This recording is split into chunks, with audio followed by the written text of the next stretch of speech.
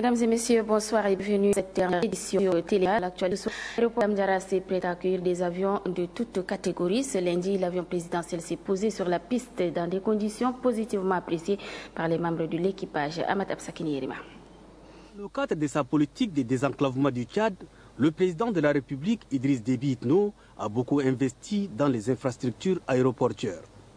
Amdiaras fait partie des grandes villes qui viennent d'être dotées des aéroports internationaux. Un vol test a eu lieu dimanche et ce lundi, l'avion présidentiel, les Boeing 737-800 ou encore BibiJet, s'est agréablement posé sur la piste. L'aéroport d'Amdiaras répondra ainsi aux normes internationales de l'aviation. Le nouvel aéroport en lui-même est de 3000 mètres de longueur. Un vol test a eu lieu hier, ça s'est très bien passé. Néanmoins, il est resté beaucoup de services qui seront attendus. J'entends pendant la tour de contrôle, les véhicules d'incendie, mutation des groupes et le contrôle pour que la place soit déclarée définitivement au trafic, tant bien national qu'international. Il suffit de quelques travaux de retouche pour que la piste d'Amdiaras accueille en toute sécurité des avions de toutes catégories. On est excité de le faire. On a fait hier le vol. Ça s'est très bien passé. La piste est longue, elle est large aussi de 65 mètres et longue de 3000 mètres. Pour l'instant, il n'y a pas de souci, c'est déjà pas mal. S'il accommode déjà le Boeing, les autres avions, c'est déjà pas mal. Ils peuvent atterrir, il n'y a pas de problème. Ça reste toujours des choses à faire, mais déjà c'est pas mal. Pour une première couche de 7 cm, c'est déjà pas mal.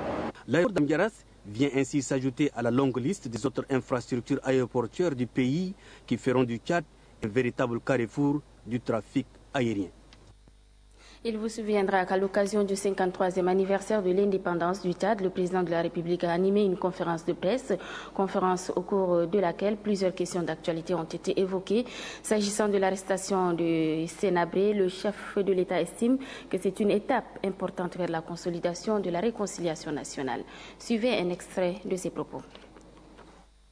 Je dis vraiment chapeau à la société. Elle a vraiment travaillé. Elle s'est mise au travail, certainement nous l'avons aidé. Vous vous rappellerez qu'en 1993, moi j'ai envoyé le ministre de la Justice du Tchad qui a fait 2 mois à Dakar. Nous avions interpellé l'Union africaine, l'OUA d'abord en son temps, et après l'Union africaine, à maintes reprises, pour que la justice se soit faite dans notre pays. C'est ce qui s'est passé au Tchad. Moi, je suis parmi les acteurs. Et je connais réellement ce qui s'est passé dans ce pays. Ce qui s'est passé au Tchad, c'est horrible. Donc, nous sommes tous des victimes, en quelque sorte. Moi, Idriss, je suis victime aussi. Et il y en a d'autres, des milliers de Tchadiens qui sont victimes de la gestion des Habrés du pays de 8 ans. C'est un ouf aujourd'hui. C'est un ouf que le président Macky Sall du Sénégal, qui a eu le courage et l'honnêteté de prendre cette affaire en main après son élection, tout de suite après son élection, et de dénouer cette question pertinente qui se pose dans l'ensemble dans les chancelleries aussi, on en parle beaucoup, dans les autres pays à l'extérieur, on en parle beaucoup, la question de le jugement de Habré, c'est extrêmement important. Rappelez-vous, en 1979, la déchirure du Tchad, entre nord et sud.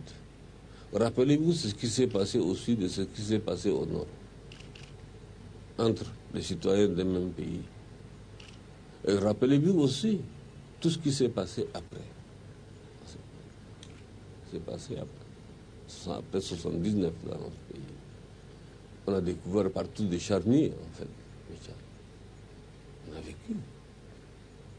Je crois que je peux, à mon âme et conscience, dire qu'un des rares, je dis bien rares, collaborateurs de Habré en son temps, qui disait en son temps, attention à ce que vous êtes en train de faire, attention à ce que vous êtes en train de faire. Je le dis et c'est moi.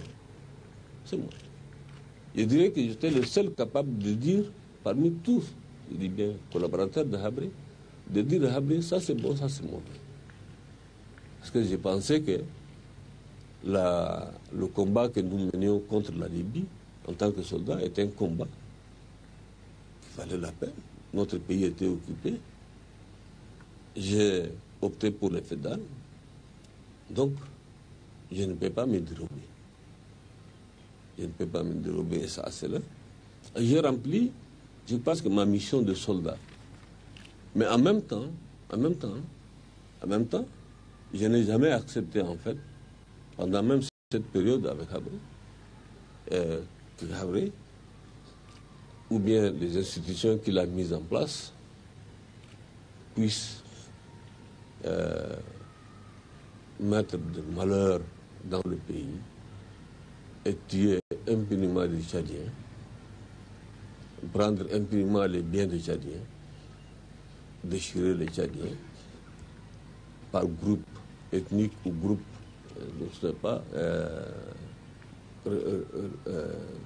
régionaux. Donc, c'est ce qui est arrivé, c'est une fatalité dans notre pays. Le jugement de Habré aura un impact sur le comportement de chaque Tchadien. Et surtout, sur la réconciliation nationale des Tchadiens, je crois. Ça, c'est un élément important, ce qui s'est passé. Il ne s'agit pas, en fait, disons, de lapider un homme, Habré Massé, mais il s'agit aujourd'hui de faire en sorte que nous puissions faire pour notre pays, pour le futur de notre pays, qu'il n'y ait plus un deuxième Habré dans notre pays, qu'il n'y ait plus un deuxième Habré, un tueur dans notre pays. Voilà un extrait de la conférence de presse animée par le président de la République le 10 août dernier. À l'occasion toujours du 53e anniversaire de l'accession de notre pays à la souveraineté internationale, le couple présidentiel a offert un banquet. Plusieurs personnalités de la République et du monde diplomatique et politique ont pris part à ce banquet. Reportage Adam Abdelkader. La République du Tchad a 53 ans, c'est 11 août 2013. Et pour célébrer cette journée à l'unisson, toutes les sensibilités sont conviées à ce festin. Même en l'absence des hôtes, l'esprit est bien d'avoir tout le monde autour de la table pour marquer d'un sceau particulier la fête de l'indépendance. Justement, les convives constitués des membres du gouvernement, des parlementaires, des diplomates accrédités au Tchad, des représentants des grandes institutions de la République internationale ont apprécié dans un brassage remarquable la prestation des artistes nationaux programmés pour agrémenter cette soirée commémorative.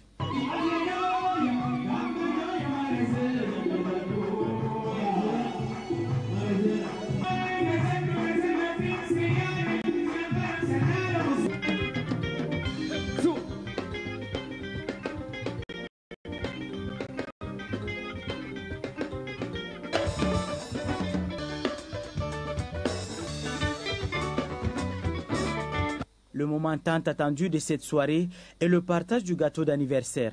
Le Premier ministre Joseph Djimrangar Dadnadji, représentant le chef de l'État, a soufflé sur la 53e bougie de l'indépendance du Tchad en espérant que la 54e lui ira davantage.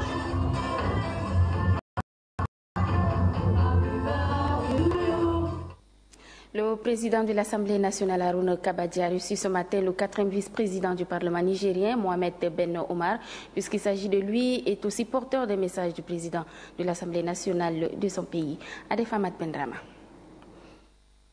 C'est le 4e président de l'Assemblée nationale du Niger, Mohamed Ben Omar, qui a été reçu en audience par le président de la représentation nationale du Tchad, Haroun Kabadji. Dans leur entretien, les deux personnalités ont évoqué des questions ayant trait aux relations entre leurs institutions respectives et aux intérêts régionaux et sous-régionaux. Mohamed Ben Omar est aussi porteur des messages du président de l'Assemblée nationale du Niger, Hama Amadou, à son homologue du Tchad, Haroun Kabadji. Nous avons fait un tour d'horizon de la situation sociopolitique régionale et sous-régionale.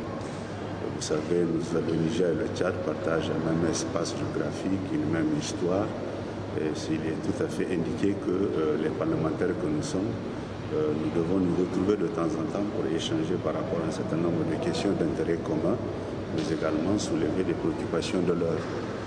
Vous n'êtes pas sans savoir, nous avons des sessions que nous organisons, notamment budgétaires, sur les grandes réformes que nous faisons dans nos différents pays. Et le président de l'Assemblée nationale du Niger a estimé qu'il est plus qu'opportun d'inviter son frère et ami, le président de l'Assemblée nationale du Tchad, pour participer à notre session budgétaire prochaine qui s'ouvre en octobre. Avec le renforcement de l'amitié parlementaire tchado-nigérienne, le vice-président Mohamed Ben Omar espère que les actes concrets seront posés. La journée mondiale de la jeunesse a été célébrée ce matin en Djamena à travers une rencontre qui a regroupé plusieurs jeunes, une rencontre qui a permis aux jeunes d'exprimer au gouvernement leurs préoccupations. Le ministre de la Jeunesse et des Sports, qui a présidé cette rencontre, a saisi l'occasion pour exhorter les jeunes à jouer pleinement leur rôle pour permettre au pays de se développer. Cette rencontre, qui s'inscrit dans le cadre des activités commémoratives de la Journée internationale de la jeunesse, a permis aux jeunes d'exprimer leurs préoccupations au ministre de la Jeunesse et des Sports et aux représentants du Fonds des Nations Unies pour la population UNFPA. À travers leurs déclarations, les jeunes venus des différentes régions du pays invitent le gouvernement à créer des structures leur permettant de jouer pleinement leur rôle dans le processus de développement socio-éducatif, économique et culturel. Selon la représentante des jeunes, Djekbe Dari, le gouvernement s'emploie pour aider les jeunes à exprimer leur savoir-faire et de se responsabiliser. Cependant, les problèmes qui se posent à la jeunesse vont crescendo, raison pour laquelle la jeunesse demande au gouvernement et aux partenaires de faire un peu plus. Pour le représentant du Fonds des Nations Unies pour la population, UNFPA, Mamadou Djiko, les doléances de la jeunesse sont fondées. Par contre, celle-ci doit prendre conscience du rôle qu'elle doit jouer. Les jeunes d'aujourd'hui sont pleins d'énergie, d'ambition et croient en leurs capacités. Ils constituent de puissants agents de changement positif. Je vous invite à faire preuve de beaucoup d'initiatives et d'engagement, à innover et surtout à avoir la créativité afin de remplir de façon honorable les missions de développement qui vous attendent. Le ministre de la Jeunesse et des Sports, Mamad Adoum, exhorte les jeunes à être responsables. Le soutien du département de la Jeunesse et des Sports ne vous faillira jamais. Cela veut dire tout naturellement, mettons-nous tous au travail. Si nous sommes unis, on dit à cœur vaillant, rien d'impossible. Selon Mamad Adoum, au-delà de son aspect festif, cette journée est une occasion pour le jeune de faire une introspection. Cette rencontre s'est achevée par la remise des cadeaux aux invités des marques.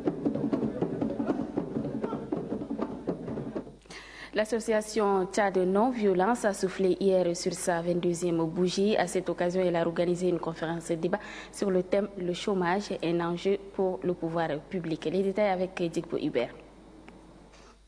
Pour marquer le 22e anniversaire de leur association, les membres de Tchad Non-Violence ont voulu s'attaquer aux problèmes majeurs qui préoccupent la jeunesse, le chômage. Une préoccupation que le président du conseil d'administration inscrit parmi les grandes priorités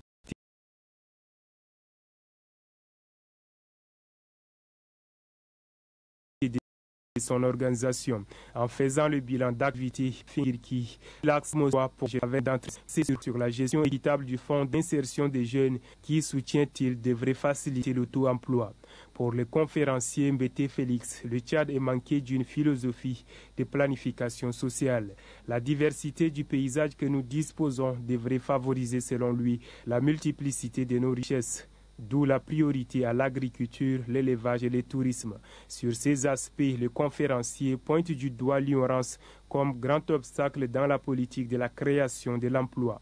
Répondant à certaines préoccupations des participants, l'orateur a fustigé le manque d'audace des jeunes diplômés qui n'attendent que leur intégration à la fonction publique.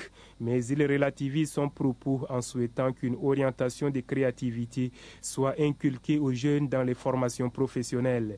Le conférencier Mbete Félix trouve que le climat social favorise déjà le développement au Tchad, mais le pouvoir public doit envisager d'autres stratégies pour juguler le problème du chômage. Ces stratégies sont entre autres la promotion de l'excellence, la création d'un environnement propice d'affaires et l'éradication des recrutements basés sur l'appartenance sociopolitique.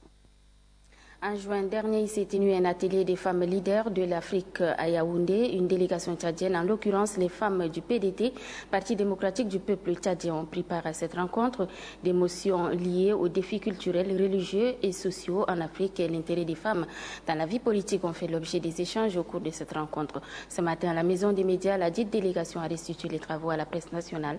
Suivez un extrait. L'atelier de Yaoundé 2013 est conçu dans le but d'amener la femme à prendre conscience de l'égalité du genre dans le jeu politique au sein des pays de la sous-région. En effet, nul n'ignore qu'en Afrique centrale, les femmes sont nombreuses, intelligentes, combattantes, bref, elles font tout, mais elles sont moins représentées dans les ministères, les parlements, bref, dans les instances de décision. Alors, quel est le problème? Qu'est-ce qui bloque les femmes et les empêche de s'engager pleinement dans la politique? Pourquoi le quota des femmes n'est jamais respecté dans les partis politiques et dans nos gouvernements? Chacun de nous peut répondre à ces différentes interrogations selon sa conception des choses. Mais nous savons tous que le principal obstacle des femmes leaders est l'homme, mais aussi elle-même. Mais elle doit se battre pour surmonter ces obstacles sans oublier les obstacles religieux et socioculturels afin de faire la politique. Sinon, c'est la politique qui va la faire. Les femmes doivent s'engager dans la politique et le meilleur endroit pour elles est la social-démocratie, qui est une solidarité internationale avec des valeurs nobles telles que l'équité, la solidarité et la justice. Elle est un meilleur endroit qui permet à la femme de s'affirmer et de se battre contre la marginalisation. À l'occasion de l'an 2 de l'investiture du chef de l'État Idriss Déby Itno à la magistrature suprême le 8 dernier, les jeunes Gounougaïa de la Kabia ont planté plus de 3500 arbres. Une action qui s'inscrit dans le cadre de la lutte contre les désertification présidée par le préfet de la Kabia. Reportage Cory Lombor. Celui qui n'a pas planté un arbre avant de mourir a vécu inutilement. Donc que chacun plante au moins un arbre. Soucieux de la dégradation de la nature et de la sécheresse qui avance à grands pas du nord au sud, les jeunes de Gounougaïa, fer de lance du département de la Kabia, entendent apporter leur pierre à l'édifice. Profitant du jour de l'an 2 d'investiture du chef de l'État Idriss Déby Itno, à la magistrature suprême, les jeunes de Gounougaïa ont pris d'assaut les 2 sites retenus pour la circonstance. Le ton a été donné par le préfet de la Kabia. En plantant les arbres, cela signifie que nous contribuons à la protection de notre environnement et participons ainsi donc au processus de développement du monde rural et de notre pays. Les autorités traditionnelles qui se sont succédées ont demandé à la population de planter non seulement un arbre, mais aussi et surtout de l'entretenir. Même son de cloche du chef d'inspection forestière du département de la Kabia, il a souligné que l'arbre a plusieurs fonctions. Les arbres fixent le sol. Quand il y a des érosions éoliennes ou hydriques, le sol est déjà fixé par les arbres, donc les dégâts sont moindres.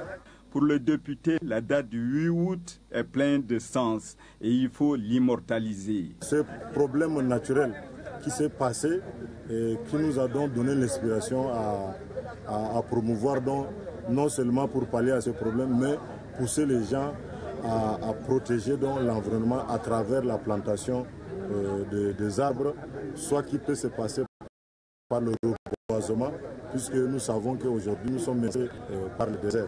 Plus de 3500 plants ont été mis en terre. Ces brise-vents aideront le sol à mieux se fixer et aussi à son enrichissement. Ne dit-on pas déjà que la terre nourrit l'homme? Et comme vous le savez, d'énormes investissements sont consentis par le gouvernement pour la construction d'infrastructures. Ces investissements sont encore plus intenses dans les villes retenues pour l'organisation des festivités marquant la journée de la liberté et de la démocratie. Mais après la fête, que deviennent ces infrastructures? Sont-elles entretenues? Servent-elles à l'amélioration des conditions de vie de la population? Élément des réponses avec Cory Lombor. À la faveur de la fête de la liberté et de la démocratie qui se célèbre chaque année sur l'ensemble du territoire, sur instruction ferme du chef de l'État Idriss Déby Itno, les villes désignées pour abriter cette fête nationale sont dotées d'infrastructures modernes. Hôpitaux, logements des agents de commandement, lycées équipés avec des ordinateurs de dernier cri, marchés et stades modernes. Gounou Gaya, chef-lieu du département de la Kabia, n'a pas dérogé à la règle. C'est ainsi qu'en 2004, la Kabia a organisé cette fête nationale. Le bureau du préfet et son logement, construit à coût de milliards. Les anciens chefs d'État Lol Mamad Choua et feu général Félix Maloum et l'actuel président de la République, tous ont été accueillis à l'époque dans ce joyeux architectural flambant neuf. À moins de 10 ans aujourd'hui, la maison qui a été dotée d'équipements modernes, salon, frigo, moquette, écran géant, ressemble aujourd'hui à un éléphant blanc. Aujourd'hui, toute l'architecture est tombée en désuétude. Le dernier locataire de ces bâtiments administratifs lance un appel à l'endroit du gouvernement. Nous avons essayé de réaliser un devis qui se chiffre à 100 millions pour réaliser. Les matériels qu'il y a, au départ, tout a été pillé. Donc en ce moment, vous voyez l'état même des fauteuils sont carrément usés. On n'a pas songé à remplacer ces vieux mobiliers. Et ça continue, c'est pas agréable pour nous, visiteurs ou nos étrangers qui arrivent ici. Le principal bailleur de ces infrastructures doit veiller au grain pour éviter qu'un travail à la va-vite soit fait. Un bâtiment, c'est dans la durée que cela s'inscrit. Aujourd'hui, les édifices coloniaux, malgré l'âge, tiennent encore la route. Au bas de l'actualité nationale, sachez que le collectif des artistes du gospel a organisé hier un concert pour véhiculer les messages d'amour, de paix et de cohabitation pacifique. Le concert s'est déroulé à la paroisse Saint-Mathias Lumumba de N'Djamena. L'ancienne colonie de l'Afrique équatoriale française, le Tchad devient une république indépendante sous les auspices de François Tombalbaye le 11 août 1960. Pour marquer d'un cachet particulier cette date mémorable, les artistes chrétiens se sont tous retrouvés. Les messages phares que ces artistes adressent aux frères tchadiens sont le pardon et l'amour du prochain.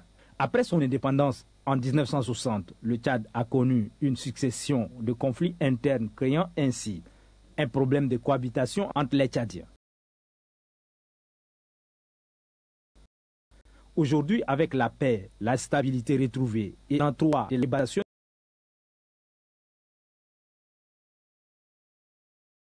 du Tchad, les artistes du gospel prêchent l'union des fils de Dieu. Non pas de réconciliation, parce qu'il y a tant d'années, le peuple tchadien était divisé, tant d'années, le peuple tchadien ne se retrouvait pas. La musique a été fortement influencée par des chansons religieuses en particulier et adaptée à la circonstance, créant ainsi un style sensible et festif. Le répertoire de ces chansons est axé sur le pardon, l'amour et l'unité. Les chrétiens des différentes congrégations religieuses ou différentes associations locales ont répondu présents à ce concert marquant la 3e année de la refondation du Tchad. Voilà, mesdames, messieurs, c'est la fin de ce journal. Merci de l'avoir suivi. Passez une excellente nuit et à très bientôt sur Télétchad. Bonsoir.